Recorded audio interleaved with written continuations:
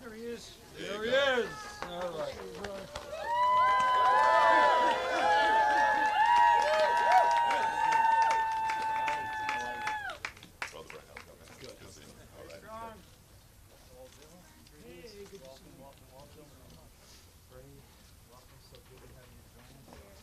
I want my handshake, man. How you doing? This is excellent, excellent work. We're so delighted to have you here.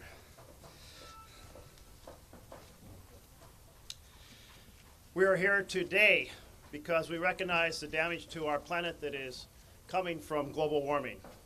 There's no doubt the planet is getting hotter. 2014 was the hottest in history. 2015 is going to be hotter yet.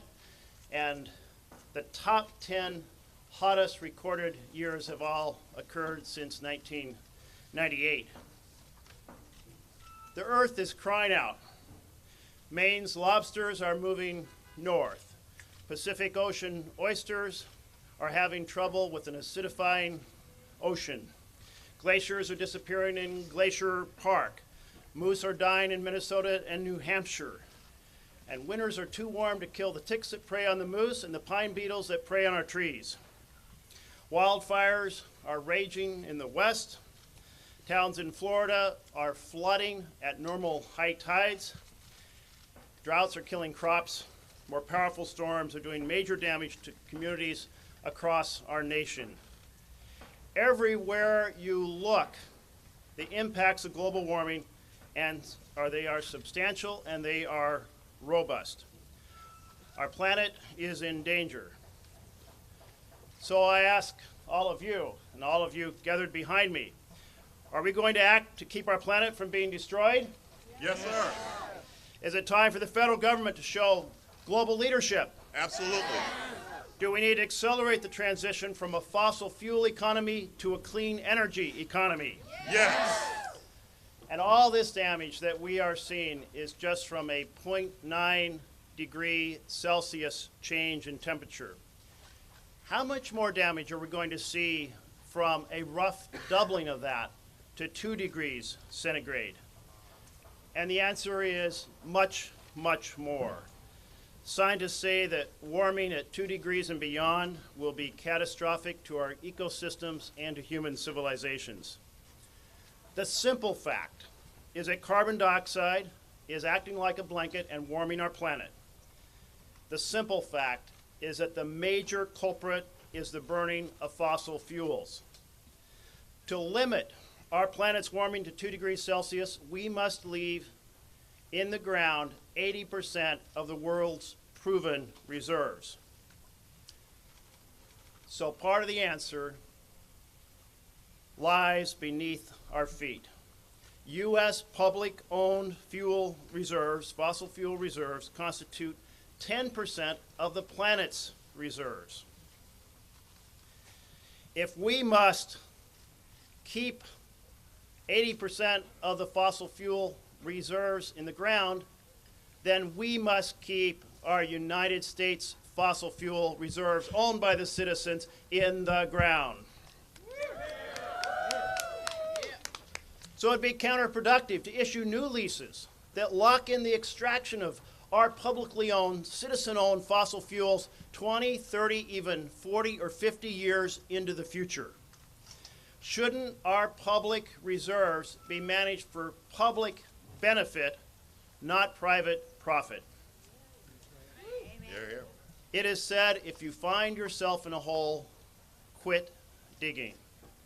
This is the one place where we literally have to quit digging.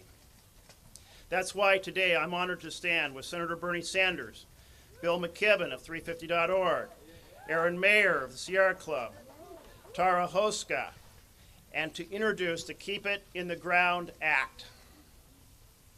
And I want to thank our original co-sponsors, Patrick Leahy, Kirsten Gillibrand, Elizabeth Warren, Bernie Sanders, Ben Cardin, and Barbara Boxer. This bill does 3 things. It stops new leases and ends non-producing leases for coal, oil, gas, oil shale, and tar sands on all federal lands. It stops new leases and ends non-producing leases for offshore drilling in the Pacific and the Gulf of Mexico. And it prohibits offshore drilling in the Arctic and the Atlantic.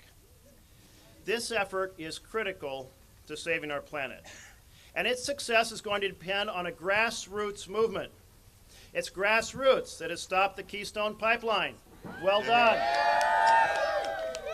It is grassroots that has stopped drilling in the Arctic. Well done.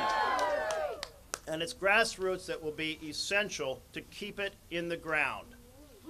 Up here on Capitol Hill, big oil and big coal rule.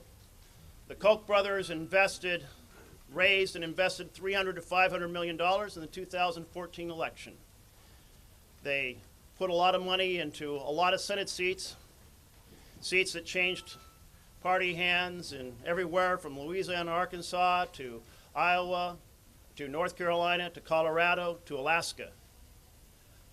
And the Koch brothers announced in January they're going to spend the better part of $1 billion in the 2016 election. So if you're holding your breath, or thinking about holding your breath, waiting for a committee chair to hold a hearing on such an important issue to America and the world, don't. Because it's not going to happen at this moment in this building. It's going to depend on grassroots rallying across America. Are the grassroots ready to rally? Yeah. It's the grassroots that are going to make the difference. Together, we must accelerate the transition from a fossil fuel economy to a clean energy economy. In doing so, we will create millions of good-paying jobs. But we need to make sure we don't leave any of our workers behind. They've spent their lives producing energy that has fueled tremendous growth in our economy, often at the expense of their health and well-being. This must not be a green versus blue transition from fossil fuels to clean energy, but a green and blue movement working together side by side. Here, here. We will not leave our workers behind, and in a moment, my friend and colleague Senator Sanders will talk about a plan to make sure that is the case. It has been said that we are the first generation to feel the impact of global warming and the last generation that can do something about it. So the choice is simple. Let's take on this climate change challenge. Let's make our federal lands off limits, and let's do the smart thing and keep it in the ground. Thank you. And now, Bernie Sanders.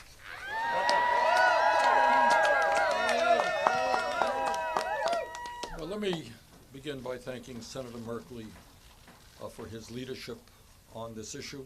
I want to thank my fellow Vermonter, Bill McKibben, not only for being here today, but for his years of extraordinary organizational leadership, not only in America, but all over the world with 350.org. I want to thank Tara Hausker with the Indigenous Environmental Network, Aaron Mayer and the Sierra Club, and all the groups behind me who have worked so hard to push and support this legislation. Here's the story. I've got 4 kids, and I got 7 beautiful grandchildren. And I believe that all of us have a moral responsibility to have the United States work with countries all over the world in making sure that the planet that we leave our children and our grandchildren is a planet that is healthy and a planet that is habitable. That's just the simple truth. That's a moral responsibility. And as Senator Merkley just mentioned, the debate is over. I'm on the Environmental Committee. I'm on the Energy Committee. I have talked to scientists all over the world. And the conclusion is climate change is real. Climate change is caused by human activity. Climate change today is already causing devastating problems in our country and around the world. And unless we move aggressively to transform our energy system away from fossil fuel into energy efficiency, into sustainable energy, the planet that we're going to be leaving our kids is something that we should be ashamed of. We do not have the moral responsibility to leave our kids a planet that is unhealthy and in some cases uninhabitable. And what the CIA and the Department of Defense tells us, that unless we get a handle on climate change, what you're going to see all over the world are peoples struggling over limited natural resources, clean water, land to grow their crops, and you're going to see more international conflict and more war and more death. This is a major, major, major planetary crisis, and we in the United States have got to lead the world, working with China, working with Russia, working with India, to transform our energy system. Now, obviously, given my political views, it is not a surprise that I disagree with Republicans on most issues. Not a surprise. But there is something special about this issue, and it speaks to the corruption of our campaign finance system. Republicans don't argue about the science regarding cancer or diabetes or heart disease. They look at the same evidence that all of us do and support good science. But somehow, when it comes to climate change, there are massive attacks on scientists who tell us the truth about climate change. And here is the political reality. That if Republicans today stand up and say, you know, I've listened to the scientists, I've read the reports, and climate change is real and we've got to do something about it. You know what happens the next day? Their funding from the Koch brothers and from other fossil fuel industries get cut, and they're going to be primaried in a Republican primary. And what I say to my Republican colleagues who reject the science, who refuse to work with us to aggressively transform our energy system, I say, worry less about your campaign contributions, worry more about your children and your grandchildren. So if we are serious about moving aggressively with the rest of the world, we have got to lead. And that says, as Senator Merkley has said so well, that we do not continue to extract fossil fuel from federally owned land. You can't talk the talk and say, I'm concerned about climate change, and then at the same time, oh, by the way, we're going to extract huge amounts of oil or coal or gas from federal land. You can't do that. But also what we have got to do is to understand that workers in the fossil fuel industry, through no fault of their own, they're just trying to make a living, are producing a product which is endangering our planet. And we have the moral responsibility to make sure that as we transition away from fossil fuels to energy efficiency and sustainable energy, these workers are protected. I know Senator Merkley feels that strongly, and I do. Many other members of Congress do. We will soon be introducing legislation to, in a sense, make these workers protected. And that will mean educational opportunities, that will mean job training opportunities, and we will protect them. We are not going to let them fall by the wayside as we go forward to protect the planet. So, last point, Senator Merkley is absolutely right. Around here in D.C., on the Capitol, we are taking on the Koch brothers and some of the most powerful political forces in the world who are more concerned about short-term profits than they are about the future of this planet. But at the end of the day, as is the case in every other area of change, whether it's civil rights, whether it's women's rights, whether it's gay rights, the only way that real change takes place is when millions of people come together and stand up and say, you know what, that United States Congress is going to have to work for all of us and not just for the people who own the fossil fuel industry. Thank you very much.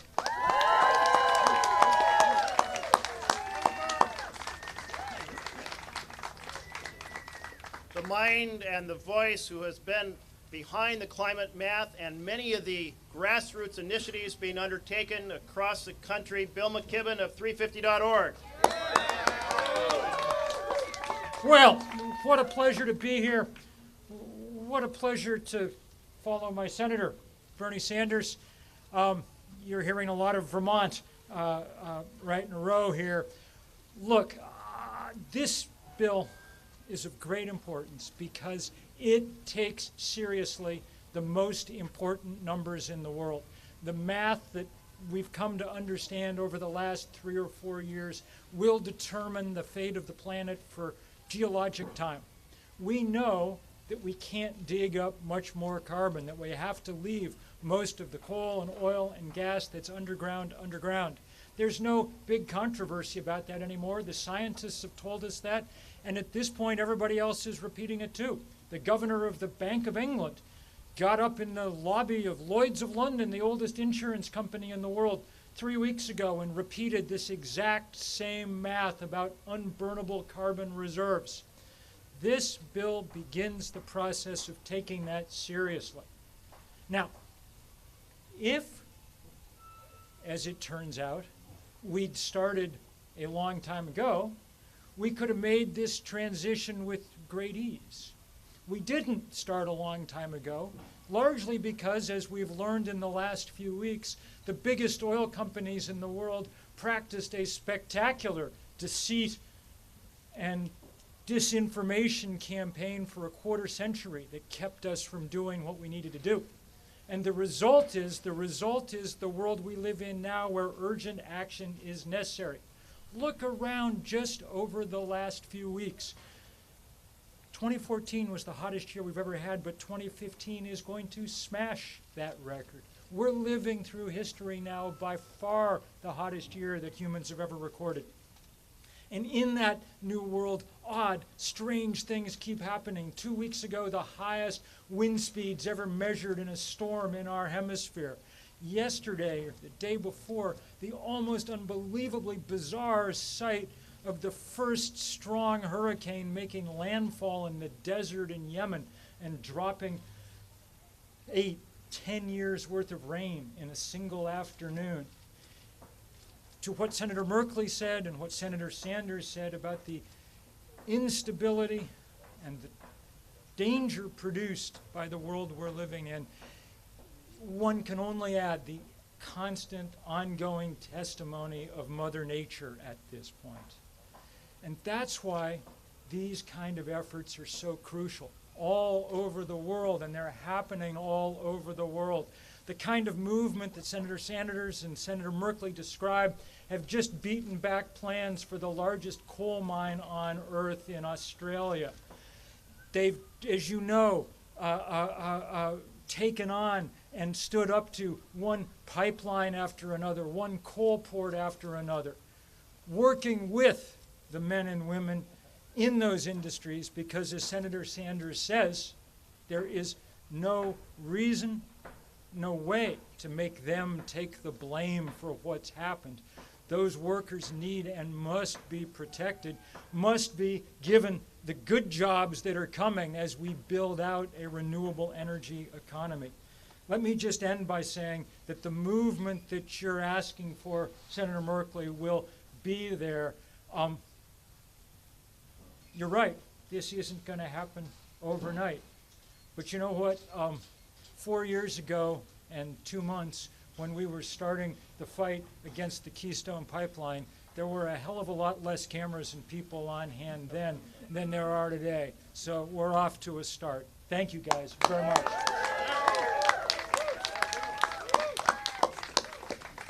And now we have Aaron Meyer of the Sierra Club, who believes in environmental justice and environmental action, and we're delighted to have you here today, Aaron. Thank you.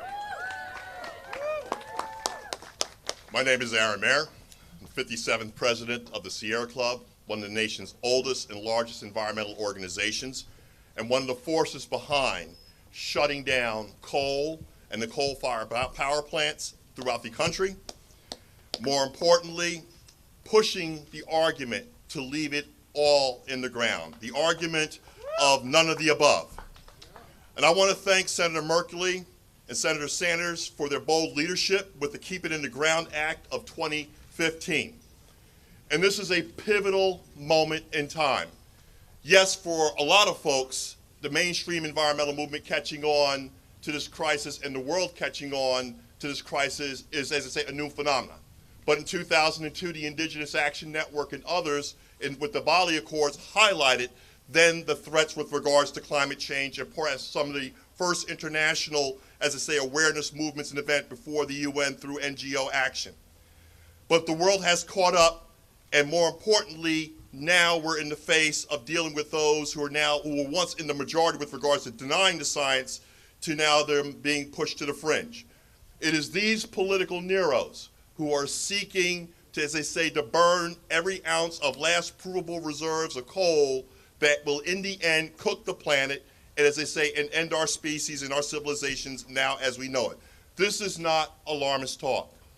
This is real talk. The science of possible began about 10 years ago. Am I correct, Bill? The science of the possible, if we had taken action 10 years ago, we could talk about, as they say, sound mitigation attempts. But now we're dealing in the politics of what is, as I say, what we can save, what we can reduce or what we can retard. So our efforts to keep it in the ground right now may not totally reverse all the impacts of climate change, but they will be a significant deposit for our posterity. But in the wake of that, a lot of the action with regards to shutting down, as I say, and leaving it in the ground and ceasing to burn, right now has created what is, they say, a tension that the polluters seek to exploit. That between those who work right now for the carbon industry and those who are working to switch to a clean, green economy. But it is a false choice. Just as America bailed out Wall Street at the beginning of 2008 to preserve the assets and restore the assets of the 1%, we need that same TARP now. It was called a toxic asset then when we talked about these financial instruments. But we have real toxic assets in the form of coal. And so I call for a green TARP. And that green TARP would also fund a just transition. Not only just training, but also retooling. If Detroit, for example, can power America's armies out of World War II and power us out of the Great Depression, that Detroit, through a green TARP, can actually power America to a green future. It can power Peoria to a green future. It can power Tennessee to a green future. We need to do a full shift. Just as we restored the wealth to the 1% under Wall Street, that green TARP can guarantee the income of labor at full dollar for dollar value, the same way it guaranteed the value of lost assets under Wall Street dollar for dollar. We do not have to sit and wait. When the 1% and their, as I say, those who they invested in, the political Neros, saw a threat to their wealth, they moved with great haste and speed. They had rocket dockets to move people out of their homes. Well, we call on that same energy, that same action to not only keep it in the ground, but fully fund the just transition of America. And I would say, in the same speed of 4 years that they cleaned up Wall Street's toxic assets, I'm willing to gamble within 3 years we can move on cleaning up America's real toxic carbon assets by not only leaving it in the ground, but providing fully funded just transition and a green economy. Senator Merkley's bill is nothing more than a wise deposit on us being stewards over our public assets of saying no more extraction. Leave it in the ground. And more importantly, we, the environmental movements, the sentinels in the field, the grassroots, will not only be speaking loudly, calling for this just transition, and more important, this wise action, but we will encourage Bernie Sanders in the, as I say, in his jobs bill to push forward with the green TARP that would guarantee fully funded just transition and fully funded green energy plans and investment. Thank you. Thank you so much, Aaron, and thank you for your leadership of the Sierra Club and your substantial voice in this effort. And now I'd like to introduce Tara Hoska. She is a tribal rights attorney and a representative of the Indigenous Environmental Network. Welcome. Bonjour. My name is Tara Hoska. I'm here on behalf of the Indigenous Environmental Network, Reed Doyle, an Alaska Native grassroots group, and I'm here on behalf of my Indigenous brothers and sisters who can't be here because they're out fighting on the front lines. Indian lands are in remote places. They are typically adjacent to federal lands. They typically bear the brunt of these projects when they come through. When thousands of workers pour into these remote regions, Who do you think are the communities that bear the brunt of increased crime and many, many problems like that? It's the indigenous peoples that are right there. When these projects leak, when pipelines leak, when the hydraulic fracturing has poisoned the surrounding area, whose drinking supply do you think that affects? It affects the drinking supply of indigenous people. We are at the forefront and bear the absolute reaction to these projects. Reservations are static places. We don't have a choice to leave. We can't just pick up and move. We have nowhere to go. These are our treaty rights. We are stuck in those places. And so these projects disparately impact our communities across the board. We have been at the forefront of organizing. We march in blockades. We stand against the incoming pipelines that are being transported to our nations. We fight to save Mother Earth. This is not just a fight out at Capitol Hill. This isn't a remote idea to our people. This is our life. This is our lives. This is our children's lives. This is our actual survival. In Alaska, you see rising seas. There's a community in Alaska that has 30 years left, and their reservation is gone because of rising seas, because of climate change. You look at the Keystone XL pipeline. When that pipeline leaks, it affects the drinking supply of the Lakota people. They have nothing left after that is contaminated. You look at, in Minnesota right now, Keystone XL seems like it's going down the tubes, right? We're hopeful that Obama will reject this. However, there's the Alberta Clipper line, which is their back plan. They're going to push that right through Minnesota's 10,000 lakes, right through our wild rice beds, right to the Great Lakes, and through the lands that affect our people. We commend Senator Sanders, and we commend Senator Merkley and all of the grassroots folks who have joined with us and stood by our sides as we have tried to push this important fight for climate change. We have to fight for the 7th generation. We have to fight for our grandchildren. We have to fight for their children. And we have to keep it in the ground. Thank you.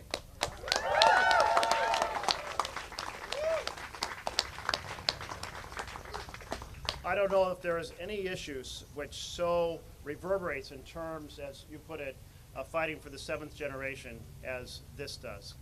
The impacts will flow in a greater and greater way through each of our children's, and so forth. We'll take a few questions. If you have questions for a certain presidential candidate unrelated to this, we'll invite you to ask those questions somewhere else. This is for Mr. Sanders, but this is to do with this. Do you think that Obama needs to reject the Keystone Pipeline Absolutely. before Paris? Absolutely. Is it important that it happen before? Question is, should the president reject the Keystone Pipeline before Paris? Why is it important that it come before? Look, what you are hearing today and what millions of Americans are saying is the planet, our only planet, is endangered. And we need bold and aggressive action to transform our energy system away from fossil fuel to energy efficiency and sustainable energy. Climate change is a threat to my 7 grandchildren and the kids all over this world. We need aggressive action in every way. And I would hope very much that President Obama will stand up as soon as possible and say that the Keystone Pipeline is a no-brainer, that you do not extract and transport some of the dirtiest fuel on earth. End of discussion. No to the Keystone Pipeline.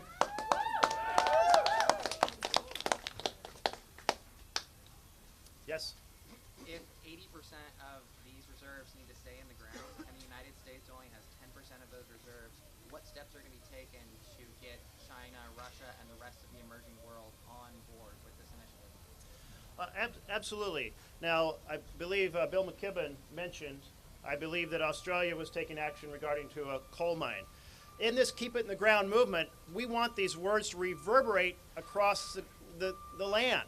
And by the land, I mean across the planet. Not only that we wrestle with this here in America, but that nations across the globe wrestle with it. There are demand-side strategies, which is a fancy way of saying things like, let's conserve energy, let's rebuild our houses, make them more energy efficient, let's have more efficient cars. And there are renewable energy strategies to displace fossil fuels, but we also have to have a supply-side strategy. This issue is so critical that we must attack it from every direction. So hopefully this Keep It in the Ground movement that we're announcing here today, that the grassroots have already been involved in, will reverberate across the planet and create other similar movements around the world. Let me just add to that. You're absolutely right. This is clearly an international crisis. We can't do it alone. We've got to work with China, India, Russia, and countries all over the world. But it is important for those countries to understand that we're not just talking the talk, we're walking the walk. And we are going to lead. We're going to be leading by making the transformations that we need in this country and using our technology to help China, to help Russia. China has enormous environmental problems. Thousands, millions of their people are dying from pollution. We've got to work with China. We've got to work with India. We have got to lead the world. And by the way, when we do that, we can create a huge number of good-paying jobs in this country. Let me further on add to that. It is our failure to lead that we're not coming out of, again, Paris with a treaty. We're coming out with an agreement. And that agreement right now is driven mainly by the American grassroots and the grassroots globally. And that's because right now we're facing the funding of the Kochs and of the denial movement. You, the fourth estate, have a critical role. If you have family, if you have children, First Nations talk about 7 generations. I'm just dealing with the first 2 generations. Ours and the grandchildren that I have and that many of you have or soon to have. You need to worry about the planet for them. This movement to keep it in the ground is very critical to their future. Pay attention to Lloyd's of London. They invest in insurance. They are no longer going to be granting 30-year policy in coastal regions, not only in the United States, but around the globe. Follow the money.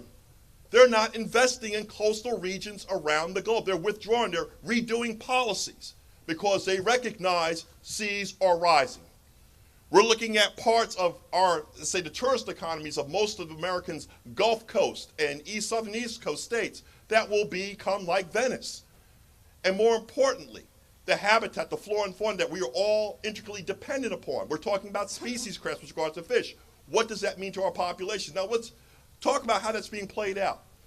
As part of the anti-immigration debate, they're blaming Latinos and immigrants for bringing disease to America rather than blaming the climate. Because as the climate of the tropics moves further north, so do the vectors. It is not the people that are bringing disease, it's anthropogenic man-made climate change that is shifting the disease north. And America has a huge thumbprint on it. It makes sense for our president not only to block, or as they say, take action against Keystone before Paris, but he should be agitating for aggressive action to stopping all pipelines and fossil fuels and fossil-related energy, whether it's frack gas, oil, all of it needs to be, we need to take immediate action now. All the more reason, with the same urgency and speed as we went to preserve the checking and bank accounts of Wall Street in 2008, backing Bernie Sanders' green TARP, which is real toxic assets, and keeping those real toxic assets in the ground, and more importantly, creating green jobs, and for God's sake, saving up a little bit of our planet, some dignity of our planet for my grandchildren. I'm right now just counting 1 generation out. Then we will have done something significant, and for not only for America, but for all humanity. Our Congress right now is fiddling while all humanity is sitting in the balance. Action must be taken, and action must be taken now.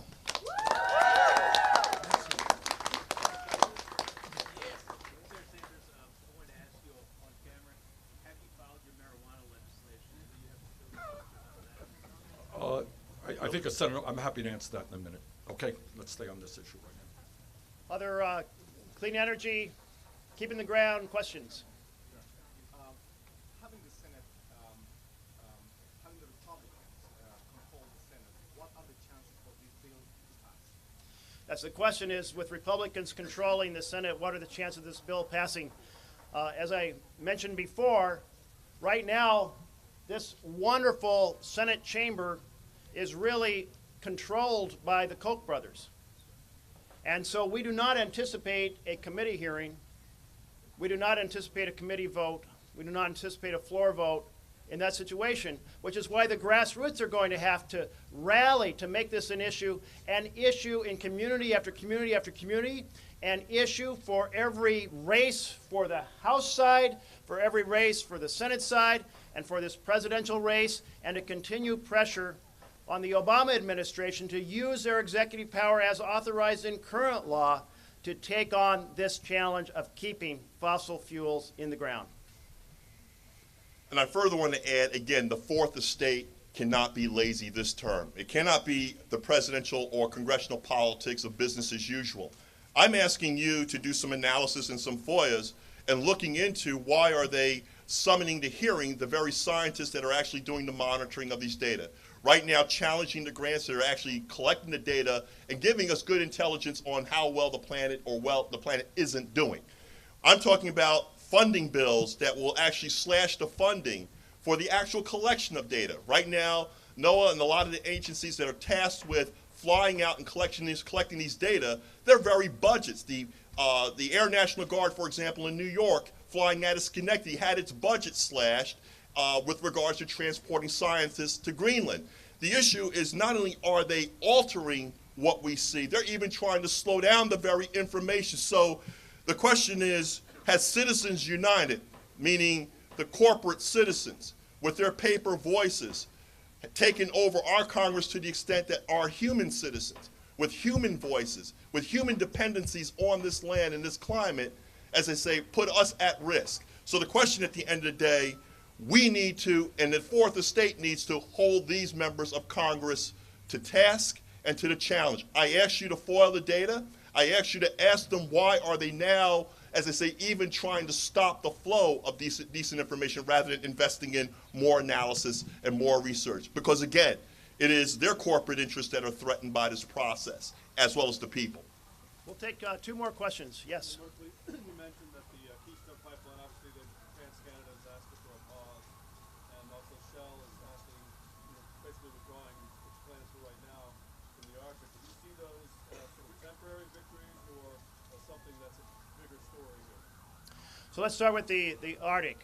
The Obama administration has said that they are not going to renew any leases under this 5-year plan, that they are not going to issue any new leases under this 5-year plan. And by the way, I think that's a reason for substantial applaud to the Obama administration. Well done, Mr. President.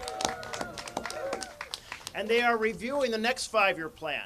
And so we need to provide input on that next 5-year plan and say, let's keep the Arctic permanently off limits. And by the way, we are now the chair of the Arctic Council. So let's use that chairmanship to lead all of the Arctic nations to put the entire Arctic off limits for now and forevermore. What I guess I'm getting at is in both cases, it's the companies that made these decisions.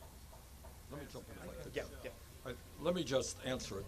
I have zero doubt that if a Republican wins the presidential election on day one, the Keystone people will be back pushing for that pipeline. Zero. I think their hope is that Republicans win, and when they do, the path will be open for that pipeline and other disastrous environmental legislation. Let me just add very quickly that, the companies, TransCanada and Shell, made those announcements, but it was activists around the continent who made that happen.